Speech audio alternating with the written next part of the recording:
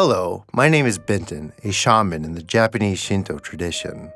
Today we delve into the terrifying connection between hallucinogenic substances and the ancient esoteric concept of the second death.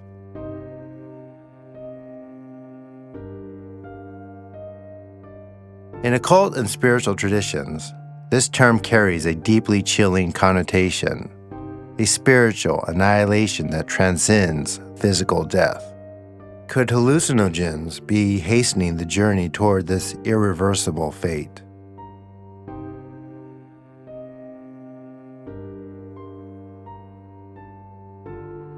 Many individuals turn to hallucinogens in search of enlightenment, hoping to experience a higher consciousness or mystical insight. However, these substances frequently lead to disorientation, even terrifying spiritual realities which bear resemblance to the occult concept of the second death. Far from being a pathway to enlightenment, the use of these drugs may open gateways to spiritual destruction.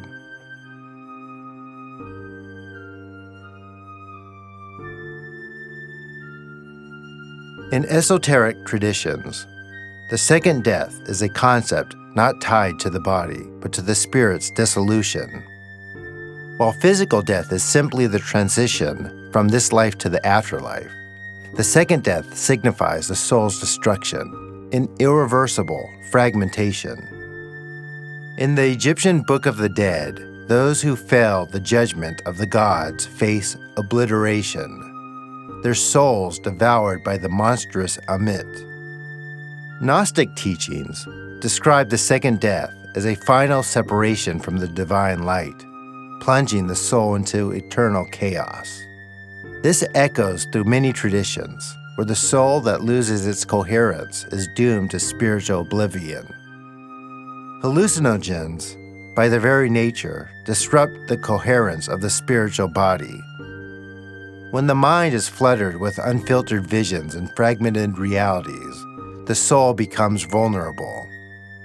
In occult science, the spiritual body or astral form must remain intact and whole to ascend or evolve. Hallucinogens shatter this protective field, fragmenting the spirit and leaving it open to malevolent influences. What may seem like an enlightening trip can actually sever the soul's ties to its higher self, leading it towards dissolution, or what the ancients called the second death.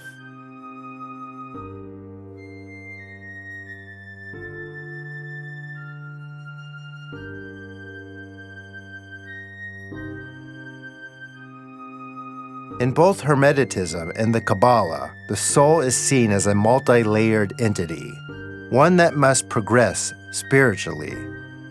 Hallucinogens, however, disrupt this balance. The chaotic influx of imagery and feelings during a drug experience can break the soul's alignment, and this connection leads to spiritual harm. The Kabbalion, an essential Hermetic text, teaches us that all mental states resonate across different planes of existence. A spiritual imbalance in the lower realms caused by drugs can reverberate into the higher realms, compromising the integrity of the soul across all dimensions. The horror of the second death lies in its finality. Occult traditions make it clear that while the physical body can die and reincarnate, the soul that suffers a second death has no such return.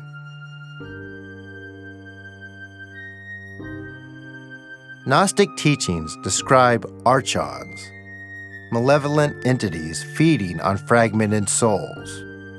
These entities thrive on the confusion and chaos caused by the misuse of substances, including ayahuasca.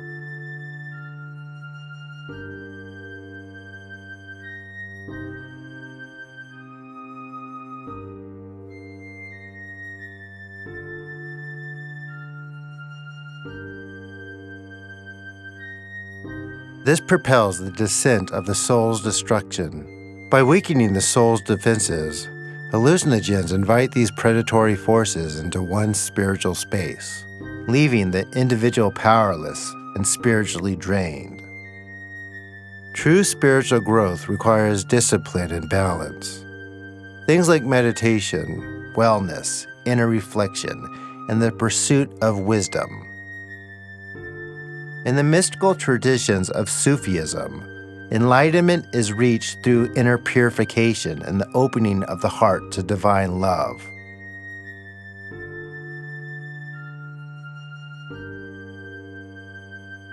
The Eastern Taoist concept of qi emphasizes the importance of maintaining the flow of life energetically through nature and grounded practices. These traditions prioritize gradual, sustainable awakening over sudden, chaotic experiences. Practices like these keep the soul's essence intact, protecting it from the fragmentation that hallucinogens so easily cause. While hallucinogens may offer glimpses of altered consciousness, they often lead to the soul's unraveling, pulling it toward the second death, a state of permanent spiritual annihilation. The second death is far more terrifying than physical death, as it represents an internal loss where the soul is fragmented beyond repair. Ancient teachings like those found in the Tibetan Book of the Dead and the Hermetic writings urge us to seek enlightenment through steady, disciplined growth, rather than through reckless shortcuts that tear apart the soul's delicate fabric.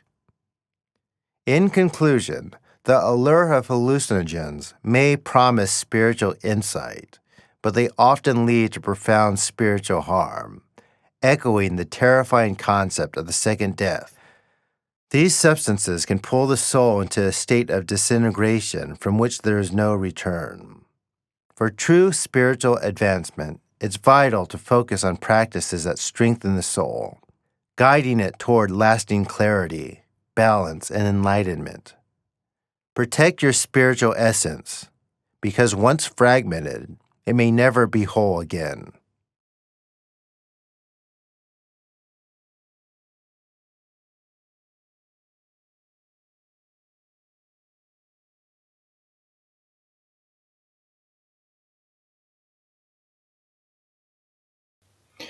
My purpose for these videos isn't to scare people into not doing something, but to educate them.